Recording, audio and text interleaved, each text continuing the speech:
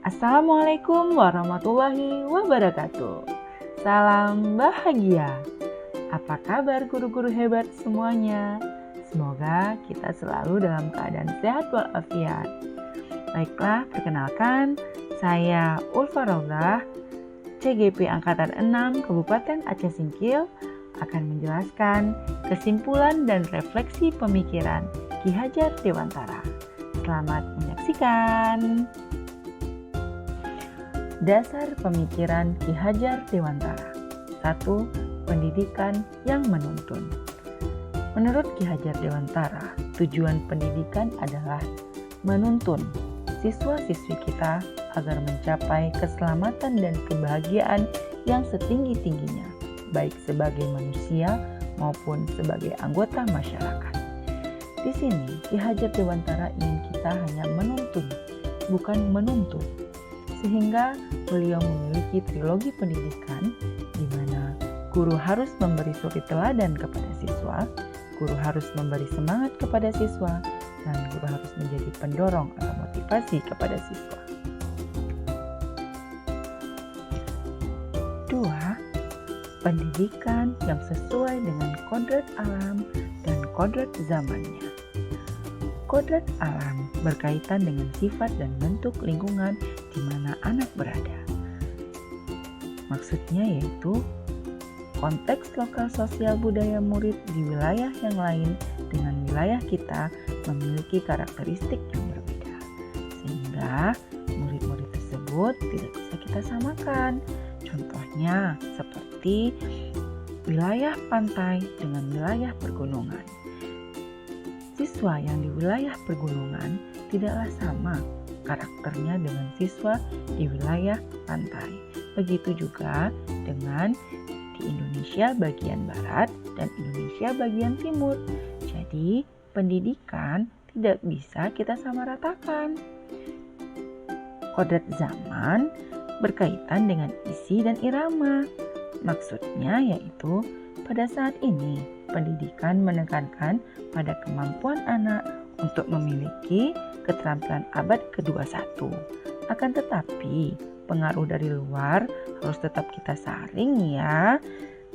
Guru-guru hebat dengan tetap mengutamakan kearifan lokal, sosial, budaya di Indonesia. Sehingga zaman yang dimaksud di sini adalah zaman di mana konten pengetahuan tidak bertentangan dengan nilai-nilai kemanusiaan dan konteks sosial budaya. Sehingga kita mampu mendidik anak-anak kita dengan cara yang sesuai dengan tuntutan alam dan zamannya sendiri. 3. Budi pekerti. Dalam pendidikan, budi pekerti mampu menghasilkan pengetahuan atau kognitivitas, sifat atau afektif, sehingga mampu menghasilkan keterampilan atau karya atau psikomotorik. Budi pekerti didapatkan awal mulanya dari keluarga, di mana keluarga dapat menjadi tempat yang utama untuk melatih pendidikan sosial dan karakter baik bagi seorang anak. Dan keluarga tempat bersemayamnya pendidikan yang sempurna bagi anak untuk pembentukan watak individualnya. Keluarga juga bisa untuk mempersiapkan hidup anak dalam bermasyarakat dibanding dengan institusi pendidikan lainnya. Keluarga juga dapat menjadikan teladan, tuntunan, pengajaran dari orang tua. Dan keluarga juga dapat menjadi tempat berinteraksi sosial antara kakak dan adik.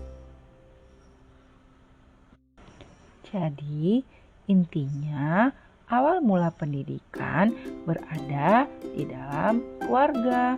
Perlunya kita untuk bekerja sama dengan orang tua dan keluarga sehingga terciptalah pendidikan yang baik. Nah, guru-guru hebat, tahu nggak sih bahwa pendidik itu diibaratkan seperti Pak Tani dan anak-anak diibaratkan seperti benih padi yang akan ditanam. Jika ingin mendapatkan padi yang berkualitas, hendaknya padi tersebut ditanam di lahan yang memiliki pengairan yang baik, tanah yang bagus, dan pupuk yang berkualitas. Tidaklah mungkin padi yang ditanam akan tumbuh jagung. Begitu juga anak-anak kita akan tumbuh jika kita berikan perhatian dan tuntunan yang baik juga.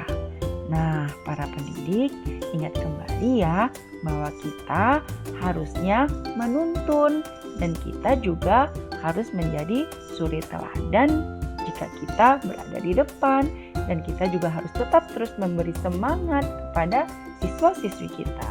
Dan jangan lupa kita juga harus menjadi pendorong mereka sehingga mereka akan menjadi siswa yang merdeka belajar dan menjadi pelajar yang Pancasila.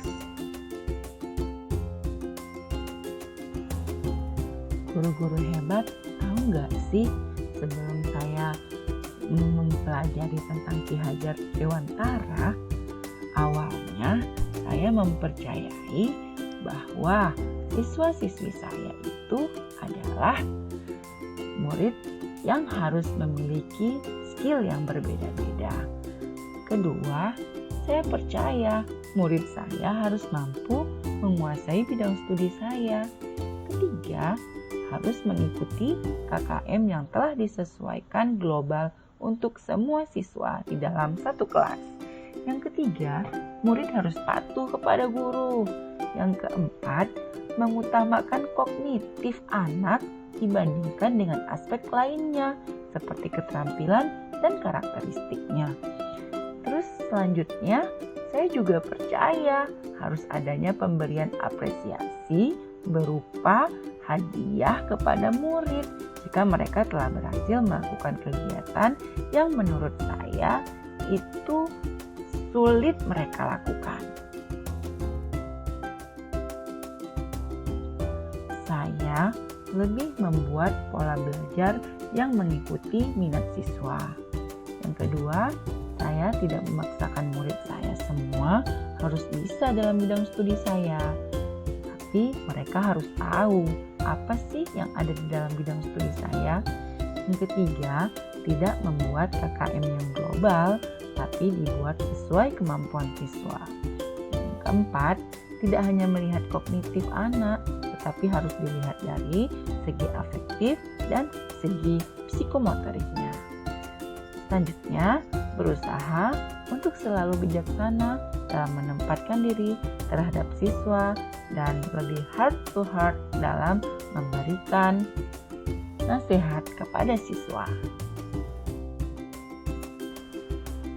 Nah, penerapan pada kelas sesuai dengan pemikiran Ki Hajar Dewantara yang akan saya lakukan adalah yang pertama, menjadi guru penuntun. Yang kedua, mampu mengidentifikasi murid. Yang ketiga, membuat suasana kelas menjadi senang dan bahagia. Keempat, melakukan proses pembelajaran yang menarik bagi murid. Kelima, siswa menjadi pusat pembelajaran. Saya tentang kesimpulan dan juga refleksi dalam pemikiran Ki Hajar Dewantara.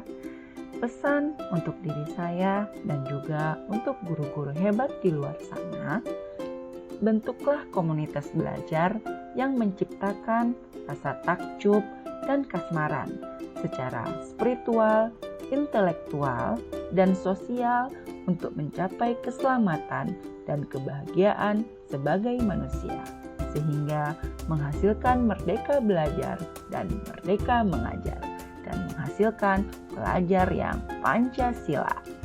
Baik, seluruh guru-guru hebat, semoga kita selalu akan menjadi guru-guru yang dicintai dan dirindukan oleh siswa-siswa kita. Demikianlah yang dapat saya sampaikan. Mohon maaf apabila ada kesalahan. Wabillahi taufiq wal hidayah. Wassalamualaikum warahmatullahi wabarakatuh.